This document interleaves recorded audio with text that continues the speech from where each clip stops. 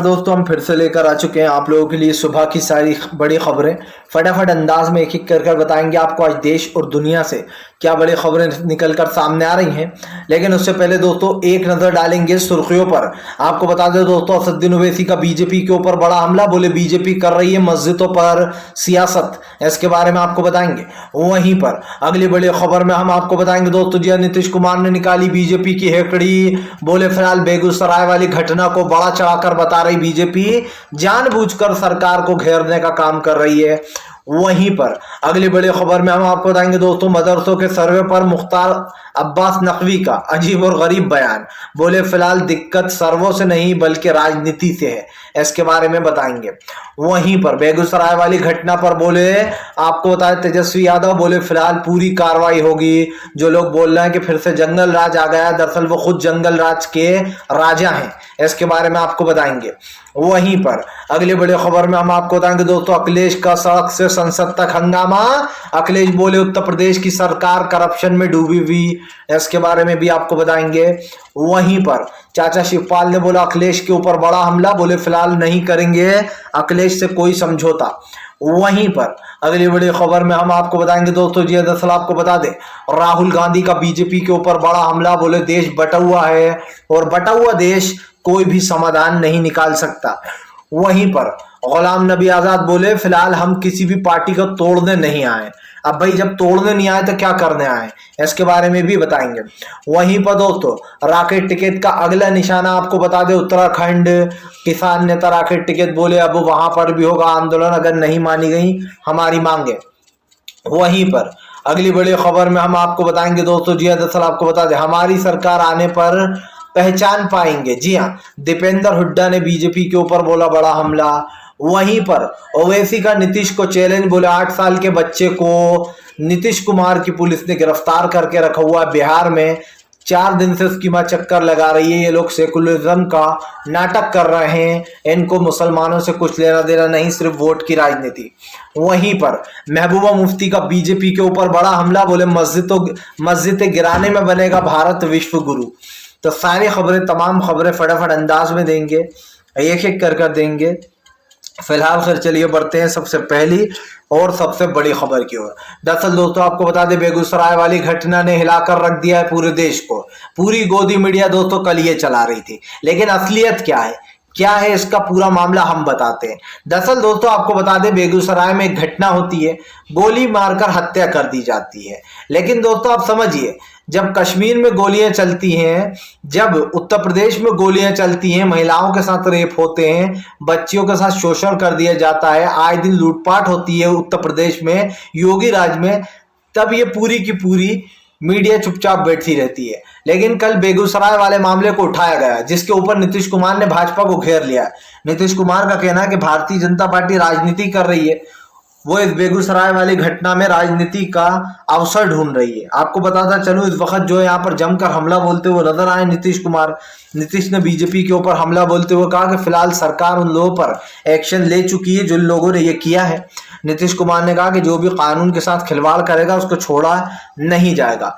आपको बता दें दोस्तों बेगूसराय वाली घटना को लेकर 7 पुलिस वालों को सस्पेंड कर दिया गया है जिन्होंने उस रात को गश्त लगाने की जिनकी ड्यूटी थी। जाहिर सी बात है दोस्तों ये जो घटना हुई है ये वाकई में गलत है। लेकिन दोस्तों इस बात को भी झुटलाया नहीं जा सकता कि हर जगह हर राज्य में ये घटनाएं हो रही हैं। अब ऐसा तो है नहीं दोस्तों कि इंसान सरकार जो है वो हर जगह जाकर बैठ सकती है, लेकिन ये जरूर है कि कानून व्यवस्था को तगड़ा किया जा सकता है। जिस तरीके से ये गोली कांड हुआ दोस्तों उसको लेकर कहीं ना कहीं सवाल उठ रहा है। लेकिन दोस्तों आप समझिए भारतीय जनता पार्टी को ही नीतीश ने घेर लिया, क्योंकि दोस्तों इससे पहले जब बीजेपी के साथ नीतीश सरकार थी तब भी पुलिस व्यवस्था का यही हाल था। लेकिन अभी हमने आपको हाल ही में बताया है कि पुलिस व्यवस्था सुधारने के लिए तेजस्वी ने एक बड़ा कदम उठा लिया है और इसी को लेकर भारतीय जनता पार्टी बौखलाई हुई है, नीतीश को घेरने में लगी है। हो सकता है ये कराया भी उन्होंने ही हो, क्योंकि जिस तरीके से राजनीतिक दलों में ये सब कुछ हो रहा है उससे साफ दिखाई दे रहा है। चलिए बढ़ते हैं एक और अगली बिग ब्रेकिंग की तरफ। बता दोस्तों अगली जो बड़ी खबर निकल कर आ रही है, आपको बता दें अखिलेश यादव का बीजेपी के ऊपर बड़ा हमला।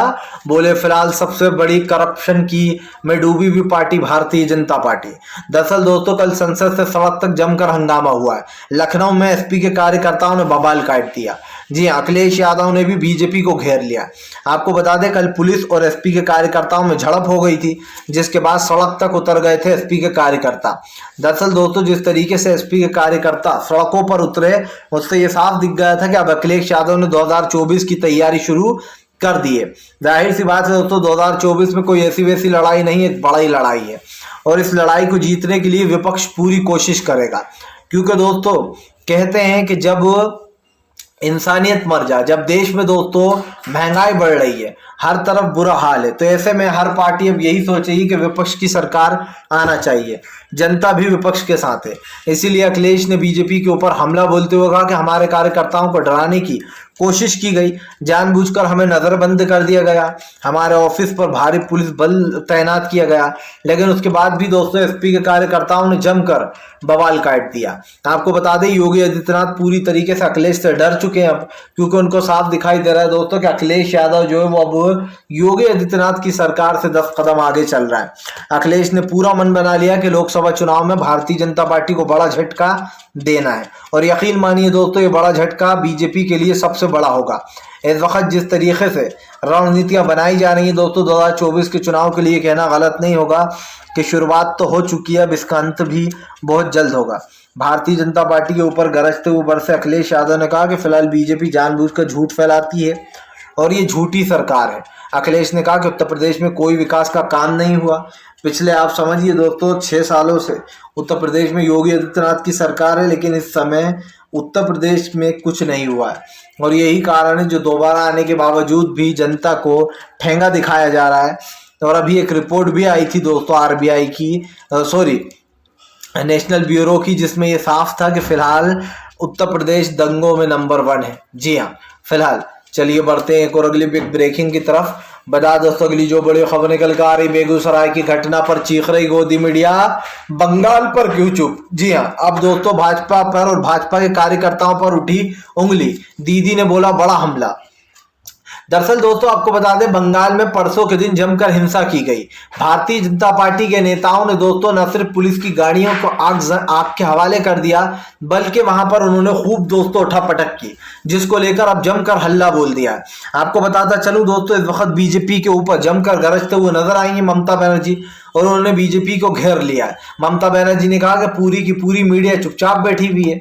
आप समझिए दोस्तों इस मीडिया के ऊपर मैं भी सवाल उठा सकता हूं। जब कहीं कुछ और घटना हो जाती है तो पूरी मीडिया दोस्तों सरकार के खिलाफ थंबनेल बनाना शुरू कर देती है। थंबनेल मतलब दोस्तों जो पोस्टर लगाया जाता है वीडियो के ऊपर, उस पर लिख दिया जाता है वापस से लौटा बिहार में जंगल राज, वापस से सुशासन बाबू का जंगल राज, तरह तरह के मैंने कल थंबनेल देखे। लेकिन दोस्तों जो बंगाल में हुआ आप समझिए उसको हाईलाइट नहीं किया गया। बंगाल में कैसे बीजेपी ने दंगा भड़काया, पुलिस की गाड़ियों को आगजनी के खिलाफ कर दिया, और बार बार दोस्तों वहां पर तोड़फोड़ की गई। लेकिन इस घटना को बकायदा बड़ी ही इजीली गोदी मीडिया ने दबा दिया। गोदी मीडिया बहुत चालाक है दोस्तों। जब बीजेपी के कार्यकर्ता कहीं तोड़फोड़ करते हैं, दंगे फैलाते हैं, गोलियां चलाते हैं, तब वो सारी चीजों को ढक देती है। लेकिन अगर यही काम विपक्ष के राज्य में हो जाए दोस्तों, तो ये पूरी की पूरी गोदी मीडिया इसको हाईलाइट करके बताती है। इसीलिए राहुल गांधी कहते हैं दोस्तों कि मीडिया हमारे साथ नहीं है। क्यों? क्योंकि बिहार की घटना को तो बड़ा बताया जा रहा है, लेकिन जो ममता बनर्जी के यहाँ पर हुई दोस्तों तोड़फोड़, बंगाल में जो आगजनी की गई, पुलिस वालों की गाड़ियों को आग के हवाले कर दिया गया, इसका जिम्मेदार कौन है? ममता बनर्जी ने भाजपा को घेरते हुए कहा कि बीजेपी जानबूझकर दंगे भड़कवा रही है, और वो बंगाल की जो एक तरीके से कह सकते हैं दोस्तों शांति, उसको भंग करने का काम कर रही है। ममता बनर्जी ने कहा है कि फिलहाल जितने भी लोग हैं या फिर जितने भी लोग जानबूझकर यहाँ की शांति को भंग करना चाह रहे हैं, उनको माफ नहीं किया जाएगा। ममता बनर्जी ने साफ कर दिया है कि जो जो लोग इसमें शामिल थे, जिन लोगों ने हिंसा फैलाई, बंगाल में पुलिस वालों की गाड़ियों को जलाया, उन लोगों के ऊपर कार्रवाई होगी। मैं आपको बताते चले दोस्तों ऐसे हिंसक लोग और जो हिंसा फैलाने वाले लोग हैं, उनके ऊपर कई सवाल खड़े हो गए। भारतीय जनता पार्टी उन लोगों को बढ़ावा देती है दोस्तों जो गुंडाई करते हैं, जो तोड़फोड़ करते हैं और उन्हें खुला परमिट मिल जाता है गुंडागर्दी करने का। क्यों? क्योंकि दोस्तों जेल से 2-4 दिन में 8-10 दिन में शेयर कर कर वापस लौट आते हैं और इसीलिए बीजेपी इतनी ज़्यादा खुश होती है। लेकिन बीजेपी एक बात समझ ले कि देश की जनता अच्छे से जान चुकी है कि ये सरकार क्या कर रही है। आज भले ही दोस्तों इनकी सरकार हो जगह जगह देश में, लेकिन कल दोस्तों किसी और की होगी, देश का पीएम बदल चुका होगा और उस वक्त देखेंगे कि भारतीय जनता पार्टी क्या करती है। चलिए बढ़ते हैं एक और अगली बिग ब्रेकिंग की तरफ। बता दोस्तों अगली जो बड़ी खबर निकल कर आ रही है, राहुल गांधी का केंद्र सरकार के ऊपर बड़ा हमला। बोले देश बटा हुआ है और बटा हुआ देश कभी भी कोई समाधान नहीं निकाल सकता। दरअसल दोस्तों देश में बढ़ती महंगाई, बेरोजगारी और गरीबी को लेकर राहुल गांधी ने मोदी सरकार को घेर लिया। आपको पता हो दोस्तों इन दिनों राहुल गांधी भारत जोड़ो यात्रा को लेकर, दोस्तों जाहिर सी बात है जो बीजेपी देश को विश्व गुरु बनाने की बात करती है, वो विश्व गुरु दोस्तों आप समझिए कैसे बनाया जा रहा है। देश को बांटकर, हिंदू मुसलमान, नफरत और दोस्तों महंगाई बढ़ाकर, जिसको लेकर राहुल गांधी ने केंद्र सरकार को घेर लिया है। राहुल गांधी ने भारतीय जनता पार्टी के ऊपर हमला बोलते हुए कहा कि जो देश इसमें देश बटा हुआ है वो देश कभी भी समाधान नहीं निकाल सकता। समाधान का मतलब दोस्तों ना महंगाई कम हो सकती है, ना ही बेरोजगारी कम हो सकती है। ये मुद्दे जो देश के सबसे बड़े मुद्दे बने हुए हैं, इन मुद्दों के ऊपर काफी बड़े बड़े सवाल उठ रहे हैं। लेकिन आप समझिए प्रधानमंत्री इस चीजों से लोगों का दिमाग दोस्तों डाइवर्ट करने में लगे हुए हैं। मैंने पहले भी कहा है और फिर कहूंगा दोस्तों कि इस वक्त प्रधानमंत्री नरेंद्र मोदी की जो सोच है या फिर वो जो सोच रहे हैं वो एक तरीके से एक मुसीबत है। लेकिन सरकार दोस्तों पूरी तरीके से ये सोच चुकी है कि उसको क्या करना है। मैंने पहले भी कहा है कि प्रधानमंत्री नरेंद्र मोदी आज देश की परिस्थिति को बदलने की कोशिश कर रहा है और दोस्तों ये परिस्थितियां पूरी तरीके से बिगड़ चुकी हैं। अगर देश में ऐसा कुछ होता है या फिर दोस्तों देश में कुछ भी चीज होती है तो आप समझिए सबसे पहला इल्जाम विपक्ष पर लग जाता है कि महंगाई बढ़ रही है तो विपक्ष की वजह से बढ़ रही है, दंगे हो रहे हैं तो विपक्ष की वजह से हो रहा है। लेकिन सच्चाई क्या है? सच्चाई तो ये है कि नरेंद्र मोदी इस देश के प्रधानमंत्री हैं और इस देश के प्रधानमंत्री की दोस्तों कुछ आप समझिए कुछ जो है यहाँ पर उनकी जिम्मेदारियां होती हैं, लेकिन शायद उस जिम्मेदारियों को निभाना नरेंद्र मोदी भूल चुके हैं।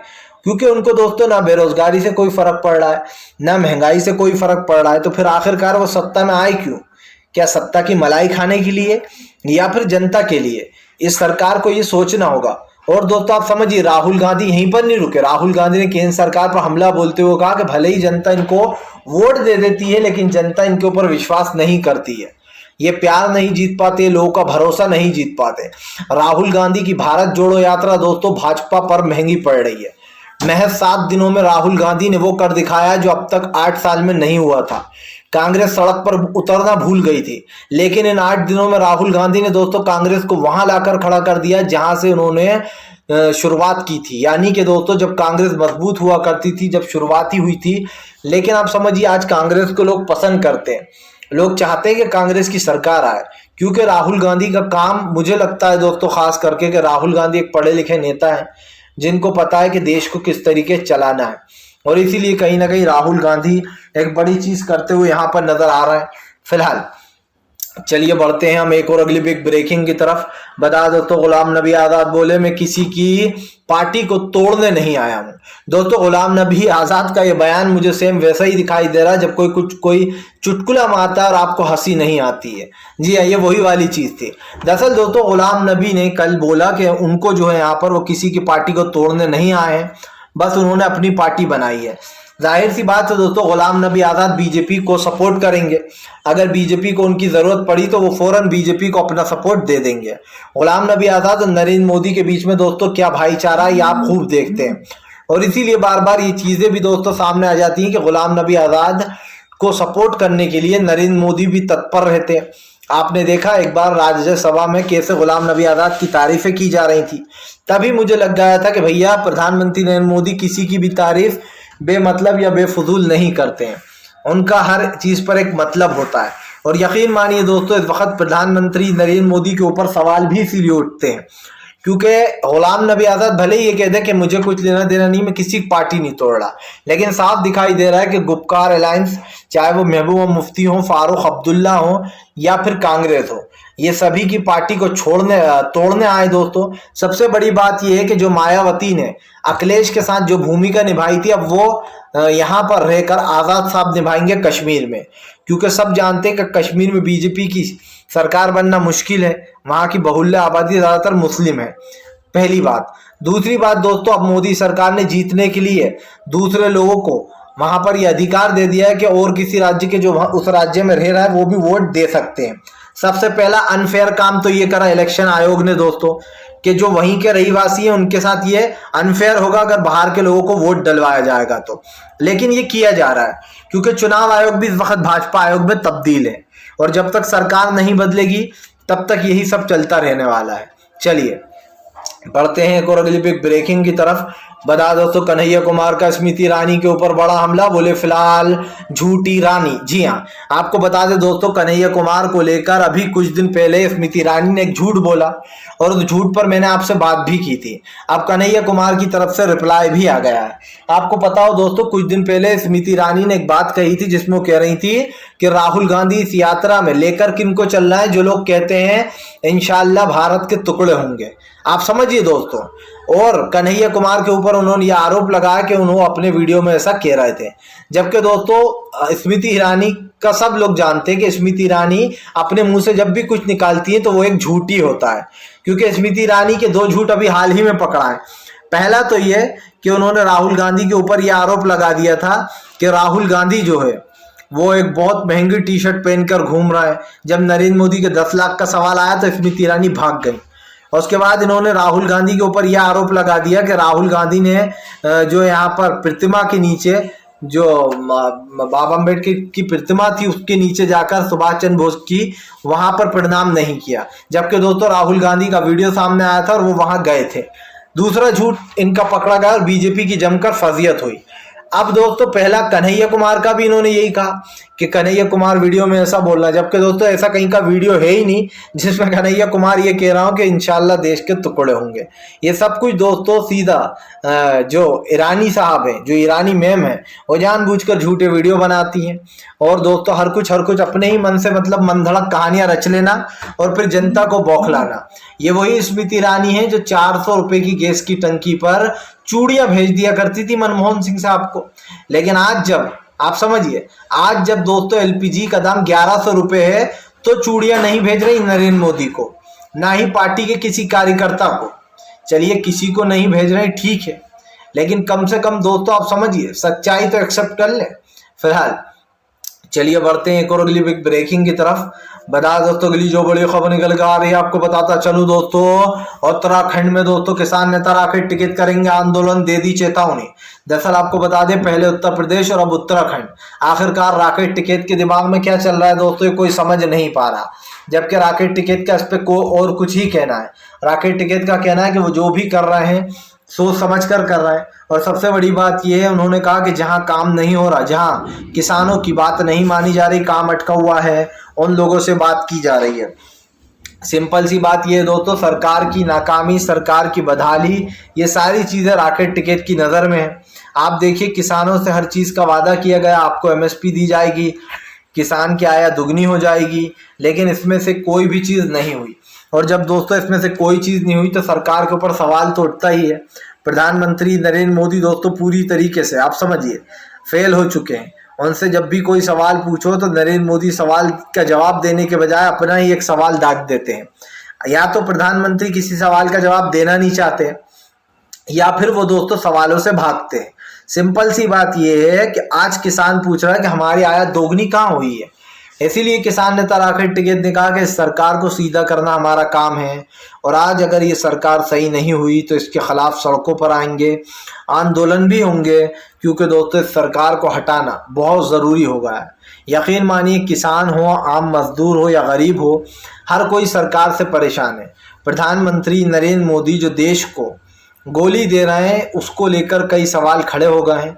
और आपत्ति भी है दोस्तों कि फिलहाल प्रधानमंत्री नरेंद्र मोदी पूरी तरीके से फेल हो चुके हैं। चलिए बढ़ते हैं एक और अगली बिग ब्रेकिंग की तरफ।